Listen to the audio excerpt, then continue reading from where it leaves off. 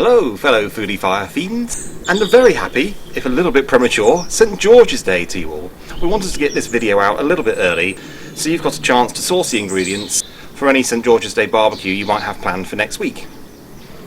So, what is St George's Day?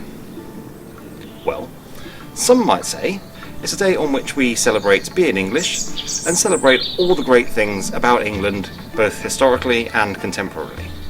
And that's not entirely inaccurate, but it's also not the whole story. You see, such were the virtues of St George that it wasn't just England that adopted him as their patron saint.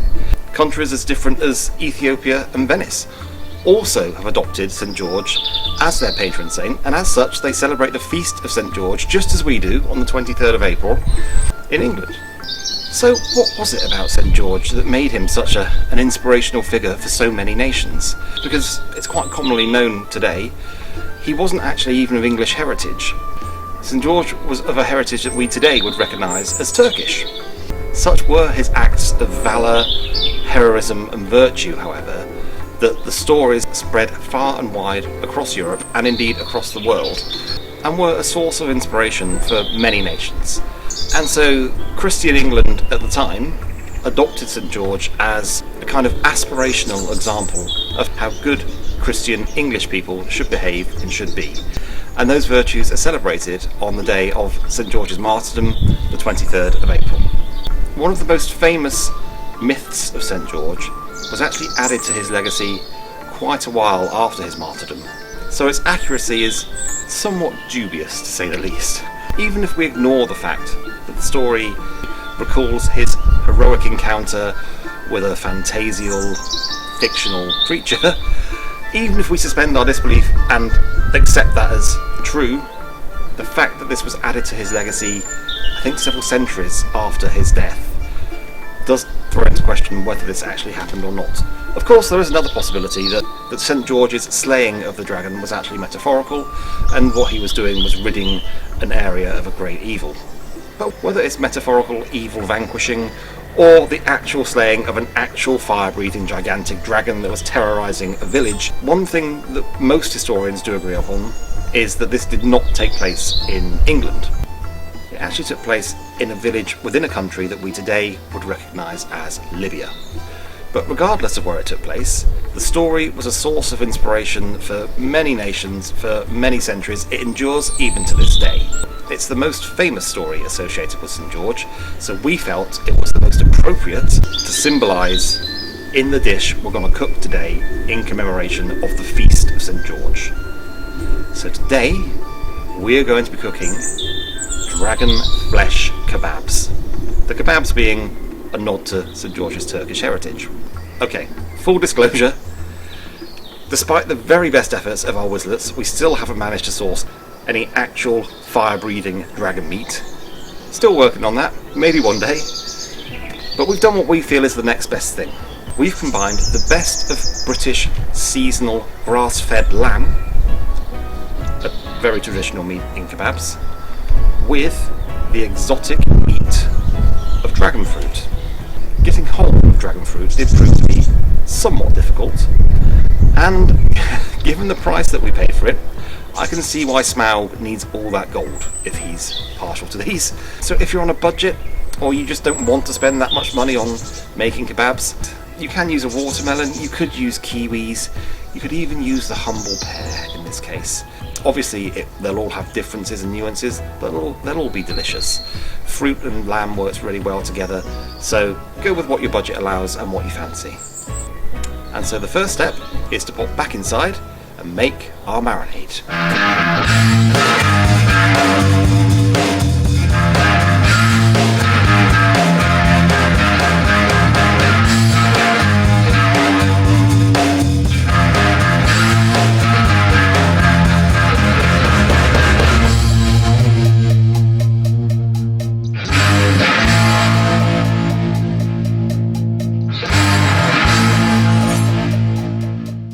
Okay, so to make your dragon meat marinade, you're going to need 3 tablespoons of natural yoghurt, 2 tablespoons of lemon juice, that's about the juice of 1 whole lemon, 3/4 of a tablespoon of hot paprika, 3/4 of a tablespoon of chopped garlic, 1/2 tablespoon of dried oregano, 3/4 of a tablespoon of cumin, 1/2 teaspoon of hot chili flakes, a 1/2 teaspoon of sumac, and then 1 large handful of coriander, 1 normal sized handful of parsley, and 2 sprigs of picked mint leaves, all 3 of those herbs chopped, washed and combined.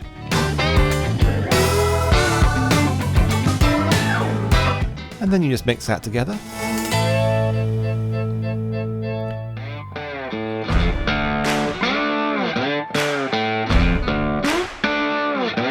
And once that's done, add 3 tablespoons of olive oil and mix again until well combined.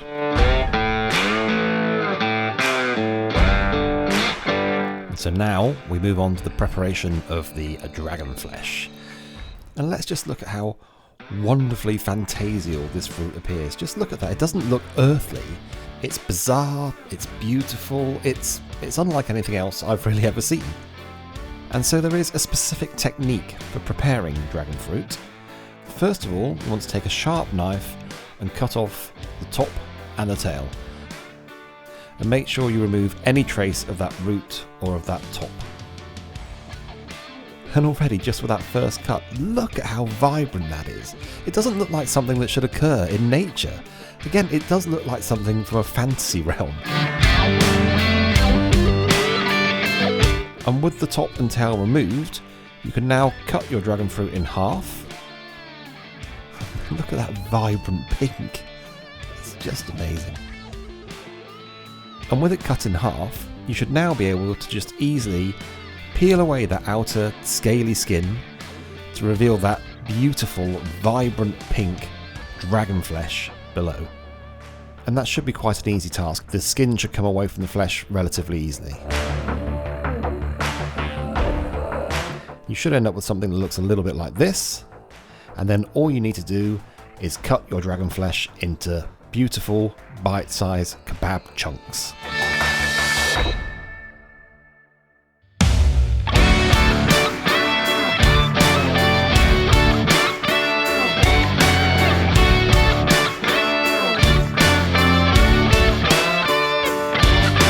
Next up, you want to add your diced lamb and your dragon flesh to your marinade. Now we've got some lamb leg here. We think that lends itself better to kebabs. However, lamb shoulder could work just as well. Depends on what your tastes are really. And you can marinate this meat for a minimum of 2 hours, but we're going to do ours overnight just to get extra tenderness and extra flavour in that lamb and in that dragon fruit flesh.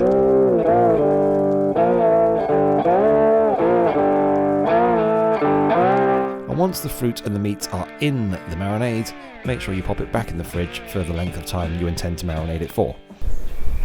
Okay, and with our meat and fruit marinating, it would be remiss of me not to give this dragon fruit a try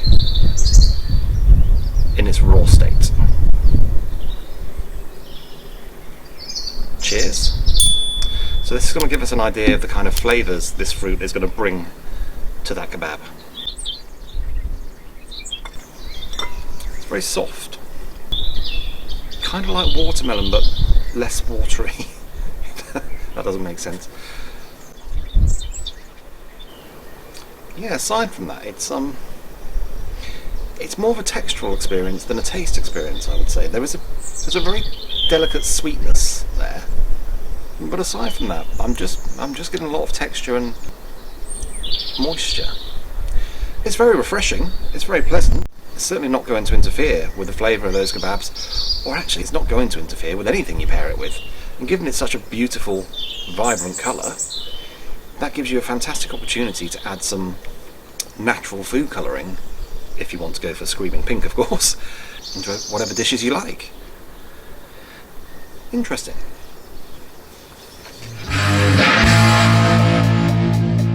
Okay, and our meat and fruit now has been in that marinade for about 18 hours or so. It should be lovely, flavoured and tenderised. And so when I'm normally making kebabs, I'd reach for onion. I know that's not traditional, but I would go for onion, tomatoes, various other veggies, whatever I had to hand really, mushrooms perhaps. But I gave some consideration to this kebab because we're using dragon fruit, which instantly is obviously a very fruity flavour. I don't really think tomato, onion or even mushroom would complement particularly well. So as an additional veg on these skewers, I am including some vibrant bell peppers or capsicums, depending on which part of the world you're from.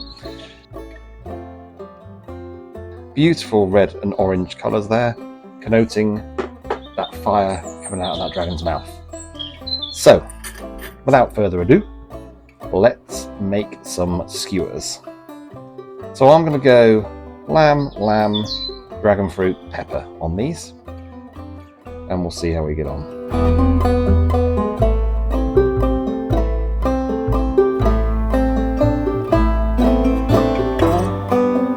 I should mention at this stage we're using leg of lamb here, again because lamb's seasonal in the UK at the moment, because this is going to be quite a quick cook. I don't really think these will take more than 15 minutes over the open fire pit that we're going to be using to cook them. I could have used shoulder, and you can use shoulder as well if you want. I just think leg lends itself better to a quicker cook, but it is more expensive, so just use what you prefer and what you've got budget for.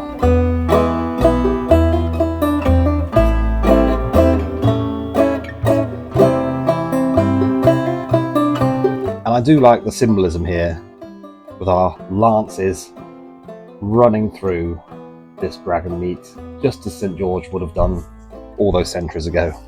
Nice big piece of pepper to top that off. There we go, there's one of these beauties.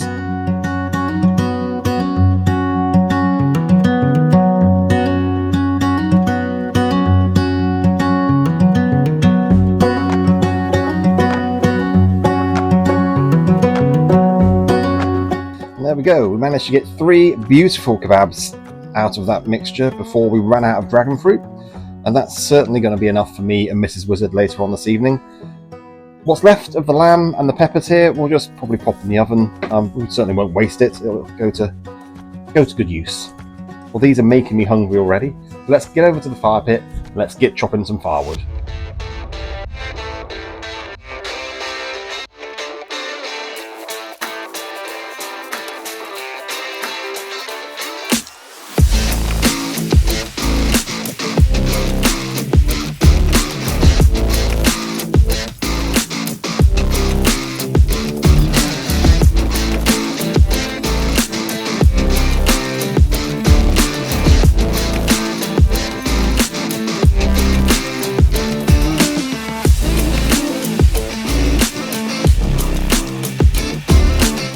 With plenty of firewood chopped, we're now going to move on to building that fire.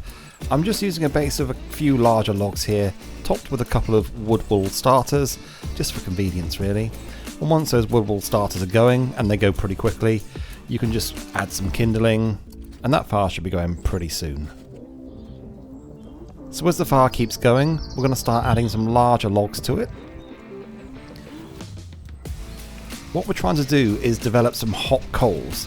And that's achieved basically through time, by adding more and more wood until the intensity of the heat builds to such a stage where you get really good coals, which are going to be ideal for cooking over.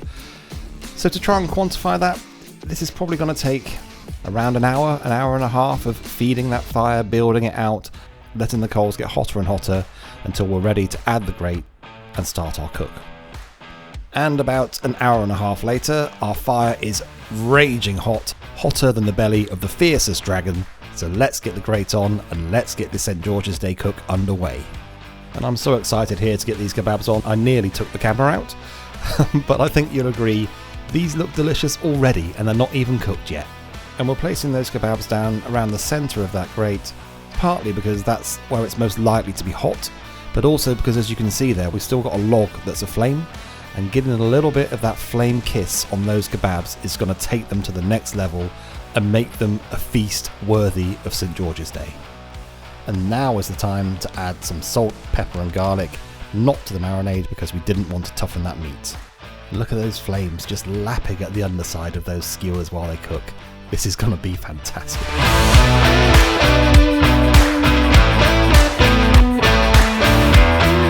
Some wonderful charring on these kebabs here. That's just going to add layers and layers of flavour.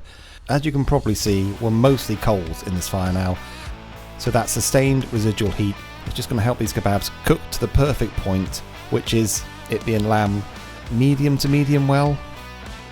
And of course, any feast needs an accompanying drink, and I've got quite a selection to choose from here.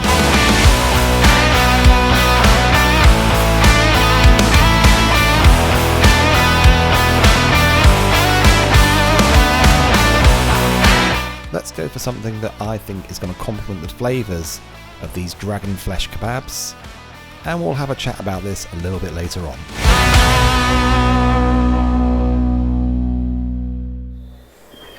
Okay, so the dragon is slain, the meat is cooked, all that's left to do now is consume the flesh. Now normally I'd say, okay, let's give it a taste test, just tasting the star of this show, that in this case being the dragon fruit. However, this is a kebab, and a kebab is about the combination of all the flavours and the ingredients, so we're just going to put them all together, give them a taste, and see how it comes out. But before we do that, we of course need to pair it with a beer. This time, we've gone for a 24 karat gold maple caramel carrot cake.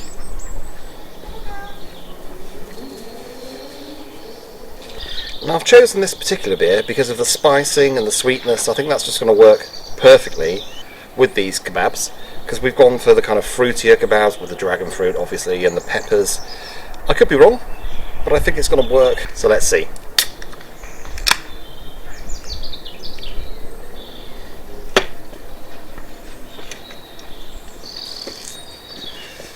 Just going to pour this here so you can see how it pours. And you'll notice as well this time I've gone for a lighter beer. Again, I think that lends itself better to these fruitier flavours, and again with lamb you don't want anything too heavy and overpowering. And if I was to say, what does liquid carrot cake look like? And someone said, this, I believe them. So let's give that a try before we move on to these kebabs.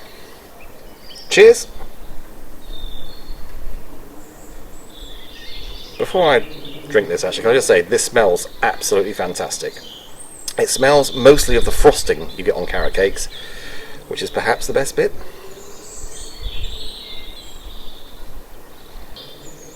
Wow, that's really sweet but also quite acidic, so a perfect balance really. Yeah, you get that frosting on the nose, but when you drink it you actually get that sourness at the back of your palate, and I think that's going to work really well with the lamb, because obviously lamb is quite fatty, but I think the sweetness is really going to complement the fruits. So I think it's been a good choice. And just at the end there you get the cakiness as well, which is just an added bonus really. So without further ado, let's move on to these kebabs. We've got some iceberg lettuce, got some chopped tomatoes, some coriander, some very finely chopped red onions, some sriracha sauce, some onion sauce, which is a little bit like curry sauce. If you've not tried it before, I highly recommend it. And a little bit of honey, which I wanted to put in the marinade, but it occurred to me that that would mean we'd get charring very quickly. And these have taken about 15 to 18 minutes to cook, which is not long, but we'd have got a bit too much of a bitter char had I done that, I think. So honey afterwards is the way to go, in my opinion. Okay. So that's one denuded lance.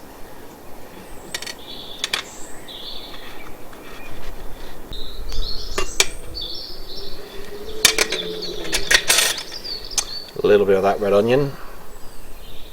Some tomatoes, and a little bit of that freshly chopped coriander. Now that's already a pretty loaded kebab, but we're not done yet. Let's also go in with some of that hot sauce.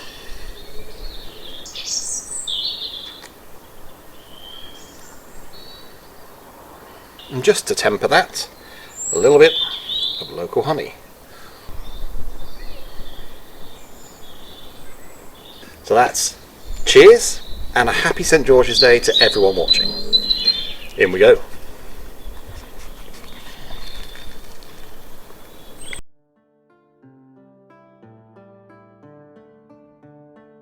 Wow, okay.